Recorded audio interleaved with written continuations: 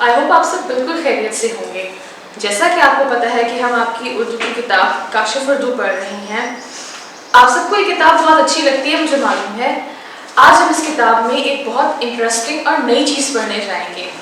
I hope आप सबको पहले से इस बारे में पता होगा, लेकिन आज आप मज़ीद इजाफे के साथ और मज़ीद दिलचस्प कहानियाँ इसमें पढ़ेंगे। क्या आप देख सकते हैं कि ये क्या है? जी हाँ बच्चों, ये एक नक्शा है। लेकिन ये नक्शा किस मुल्क का है, क्या आप मुझे बता सकते हैं? ये हमारे मुल्क पाकिस्तान का नक्शा तो नहीं है। जी बिल्कुल, ये नक्शा है मुल्क सऊदी अरब का। क्या आप सबको पता है कि सऊदी अरब में क्या है? जी हाँ बच्चों, सऊदी अरब में मक्का और मदीना है। ठीक है, क्या आपको मालूम है मक्का और मदीना में क्या है? मक्का में अल्लाह ताला का घर खाना काबा शरीफ है और इसी तरह मदीना मुनव्वरा में हमारे रसूल सल्लल्लाहु अलैहि वसल्लम का रोज़ा मुबारक है। तो बच्चों, क्या आपको पता है कि रसूल सल्लल्लाहु अलैहि वसल्लम कहाँ पैदा हुए? क्या वो मदीना में पैदा हुए या मक्का में? जी बच्चों, रसूल खुदा सल्लल्लाहु अलैहि वसल्लम मक्का में पैदा हुए।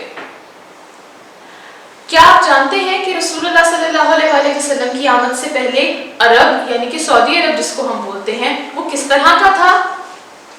सऊदी अरब आज भी पहले की तरह एक सहरा और पहाड़ों से भरा हुआ इलाका है, जहाँ पे मिट्टी और सिर्फ चट्टानें हैं।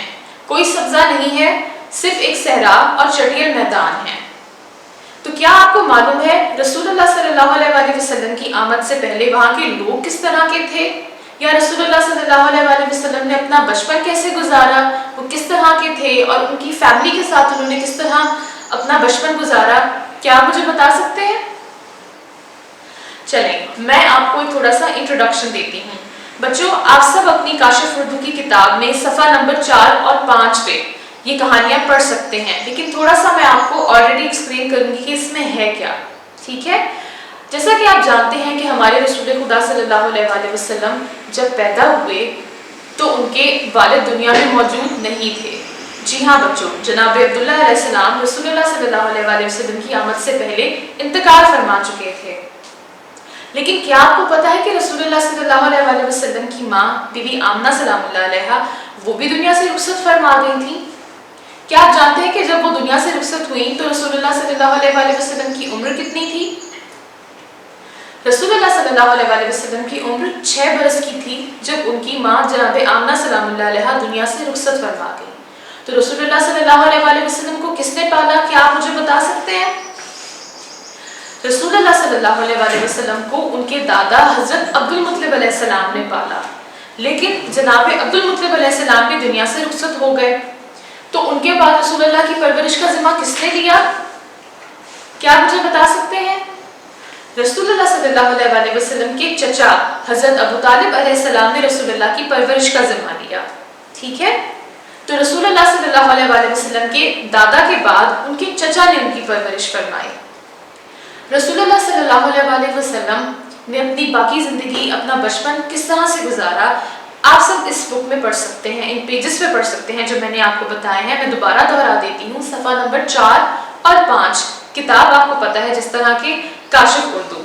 ठीक है बच्चों, आपको बहुत मज़ा आएगा ये सब कहानियाँ पढ़ के। आपकी हमारे रसूल सल्लल्लाहु अलैहि वसल्लम के बचपन के बारे में इंफॉर्मेशन में मज़ीद इजाफा होगा।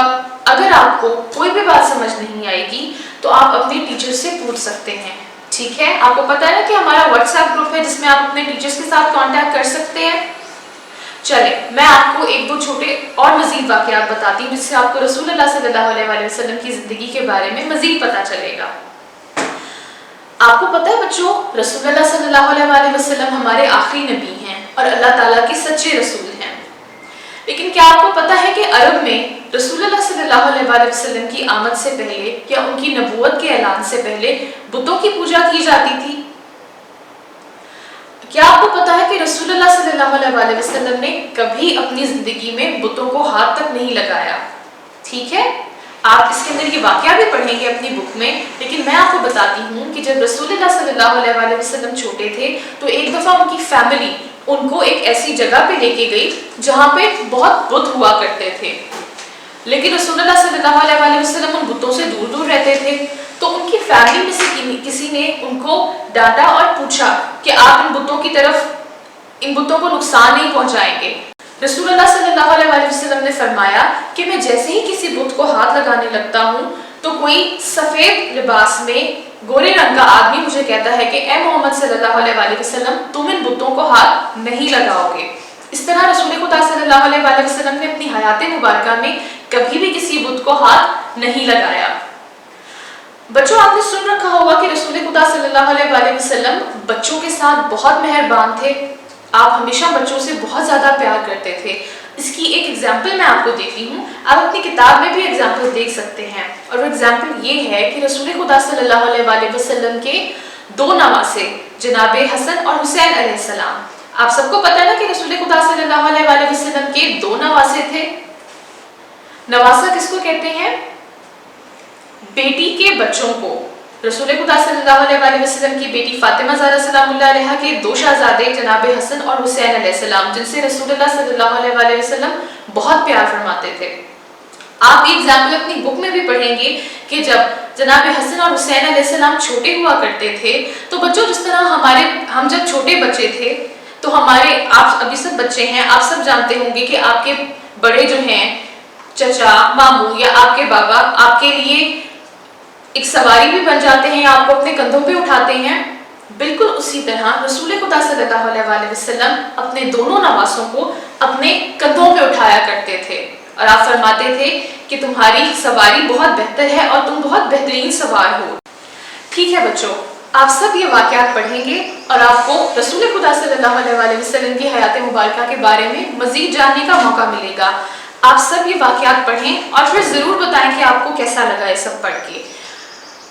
اب آپ خود اس کی ریڈنگ کریں گے اور آپ دیکھیں گے کہ جو ایکسرسائز آپ کو گیون ہے پیج نمبر 8 کے اوپر آپ وہ سالو کر سکیں گے کیونکہ آپ نے آلریڈی اتنا پڑھ چکا ہوگا تو آپ خود سے وہ ایکسرسائز سالو کر لیں گے.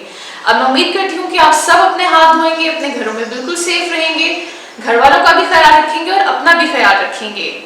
Thank you. اللہ حافظ.